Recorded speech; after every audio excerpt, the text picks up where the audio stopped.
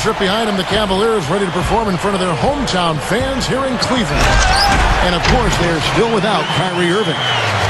And that news, Kevin, means this team faces a very tough challenge. His production will be sorely missed, and it's not a problem they can just wave a wand at and make go away. I mean, this is when everyone else on that bench has to really come together and raise their performance. And in my experience, Clark, I mean, teams are able to survive this stuff for a while, but over time in the NBA, a lack of talent really comes back to haunt you. So once the emotion wears off and the regular season continues to grind on, this club could be in big trouble. And now the Golden State Warriors starters. Thompson and Barnes at the 2 and the 3. Lee is the 4 with Bogut at the 5 beside him. And it's Curry in at the 1 spot. And for Cleveland, Lonzo G and Tristan Thompson, the duo at 4. Livingston is out there with Wayne Ellington. And it's Zeller in at the 5 spot. And check out your point guard showing you major bounce above the rim. How about this? The smaller the player, the bigger the highlight. I love that. And that was a highlight. Terrific finish. Trying to go for an alley-oop, but excellent defense and anticipation there to stop it. Feeds it to Thompson. That's tipped. The pass to Livingston. Pass to Thompson. That drops, and it comes off the assist from Livingston. Thompson's got his first basket of the night. 3 out of 4 from the floor, so a good start for this club. It's been no postseason action for Cleveland since LeBron James left. Overall, it seems the franchise goes on these spurts of making and not making the playoffs. I don't think they'll have to wait too long before getting back there, though. A lot of good young players in the Cavs system. Curry dishes to Lee. Well, they had to take the lid off the hoop, I guess, but they finally get one to go there. Yeah, a bit of an unsettled start. I mean, maybe that'll get them going. A double clutch. Livingston, no luck.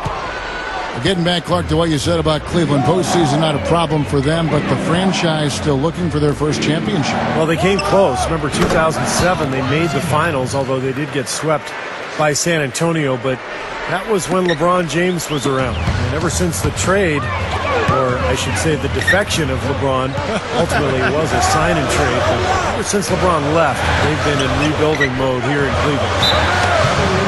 Timeout is called. First of the game for the Cavaliers. Tough loss coming against the Rockets in the last game they played. Yeah, they allowed far too many open looks in that game, guys. Can't disagree with you there, Steve. I mean, that's exactly what did them in. They didn't apply nearly enough pressure on their shooters. Caspi, he's checked in for Cleveland. C.J. Miles comes in for Sean Livingston. Here is Miles. 9 points last game out. The Cavaliers again can't hit. And for Byron Scott, the coach of the Cavs, of course, he was one of the great shooters of his time. Played a long time with the Lakers and then hit some big shots for the Indiana Pacers. Now let's go over to Doris Burke, who had a chance to talk with head coach Byron Scott. Yes, Kevin, he's certainly mindful of the shot-blocking presence they'll run up against inside, but he doesn't want them shying away offensively. If anything, he said, we've got to be aggressive, but also patient. If we can be deceptive in the way we attack, and there are ways to do that, we can be successful inside. Guys, let's see how successful they can be. And Doris, as always, thank you. So, Steve, do you agree with Coach's game plan here, given how tough the D is that they're going to go up against? Yeah, I do. I mean, a huge part of your game plan has to be focused on their D. And I think he's right to put that much emphasis on it. Yeah, I agree with you guys because they are that good defensively. So you've got to worry about that and game plan for that. And then trust that your guys will execute what needs to be done. Curry passes to Lee. Back to Curry. The Cavaliers pull it in. And for Byron Scott, he played on some great teams and, you know, Steve, for some great coaches. He sure did. You know, played, obviously, with those Laker teams. Spent some time in Indianapolis. So Byron Scott knows what it takes to communicate to your players, to share what you're trying to get across. He understands how to win. I mean, he's got a ton of credibility from his players as a result. Tristan Thompson, he's checked in for Cleveland.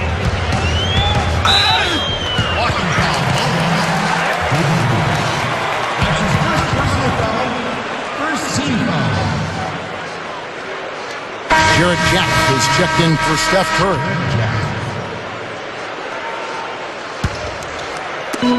59 seconds left to play in the first. Slams it on the run. That's a big boy dunk right there. Grown man sledgehammer dunk. That was a violent attack on the rim. Oh, man, was it ever. Just like they drew it up, fellas. Looking at the last game for the Golden State Warriors, it was a loss to the Spurs in San Antonio. Yeah, I don't think they enjoyed watching the tape of that loss because there's no question they were the better team going into it, and yet they got completely crushed. I'm actually still trying to figure out what happened there, Steve. No matter how it looks on paper, you've still got to show up, lace up, and play.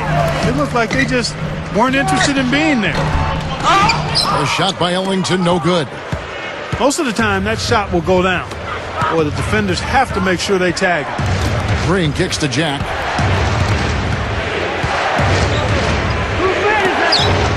Back to Green. Knocked loose. And stolen by Zeller. And the whistle blows on the backcourt violation. He went over and back. This has been a nightmare start for them from the get-go. Sure has, Clark. I mean, we're not even halfway through the first quarter, and they already have 4 turnovers. Not exactly how they wanted to start this game. 17 seconds left in the first. And Jack kicks to Jefferson. Passes it to Barnes. For 3. The shot is off. Second shot opportunity. Can't get it to go. And so the first quarter is in the books. Warriors ahead. They lead by 14. All right, the second quarter beginning in just a moment. What do you guys think about the Warriors here so far? Pretty good start defensively. This club forced some mistakes and took advantage, and that's how they've built this lead. And they've built the lead because not only have they forced turnovers, but they've taken care of the ball themselves. So that's a winning combination. Maurice Spade's out there, Tyler Zeller. Then there's Wayne Ellington. Then there's C.J. Miles. And it's G in at the small forward position. That's the group for Cleveland going right now here in the second. You know, there have been rumblings, guys, that the Warriors are looking at a return to San Francisco, maybe building a new stadium across the bay. But we'll see how that goes. That's a very difficult thing to do these days, to secure the finances necessary and the permits through the city. So we'll see what ends up happening. But either way, we know the Warriors will remain extremely popular in the Bay Area. All business there, not messing around one bit. Flushed it right with one hand. He never does, Clark. He never does. Well, that's kind of his trademark, those slams like that one. What a great example of how to set a good pick. He really allowed his man a wide open look. And I know they've been looking for a place to play in San Francisco. They had a chance to go play over where the Giants are. And they chose, Clark, their own spot down on Pier 3032. So in 2017, they will be in San Francisco. That's right. Coming to the Bay, it's hard enough to find parking in San Francisco, much less a spot to put a stadium in. He kicks to Jefferson. The tray. Good, and Curry gets the assist. Jefferson's got 5 points now in the quarter. And early on in his career, he was known as an athletic slasher. And as his career has evolved, Jefferson has become more of a spot-up shooter, but he's still a very effective player. Yeah, you know, the Spurs groomed him into that role. He's trying to get back to attacking off the dribble a bit more. But, you know, offensively, three-pointer probably still his strong suit. Waiters, he's checked in for C.J. Miles. Stolen by Waiters. In transition, here come the Cavaliers. Oh, ridiculous. Tore it down that time. I tell you what, you need to archive that one for the highlight tape. Oh, yeah, that is a keeper. You're correct. Yeah, that was incredible. Yeah. And those plays will give your team a huge boost. The Cavaliers trail by 5. Three-pointer.